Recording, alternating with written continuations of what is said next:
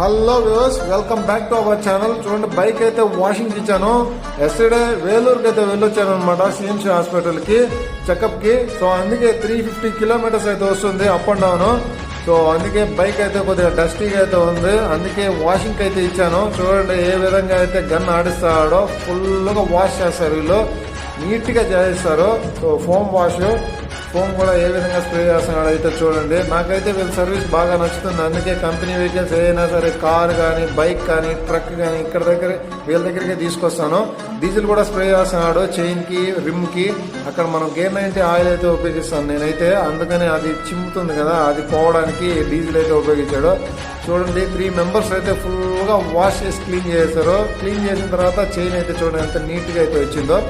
So ఈ అబ్బాయి సిగ్గుపడుతున్నాడు, నేను యూట్యూబ్ లో పెడతాను ఈ వీడియో తీసేని. వీళ్ళ వాషింగ్ అయితే సూపర్. చూడండి, శశి వాటర్ సర్వీసింగ్. మీకు కానీ వీడియో నచ్చినట్టయితే లైక్ చేయండి.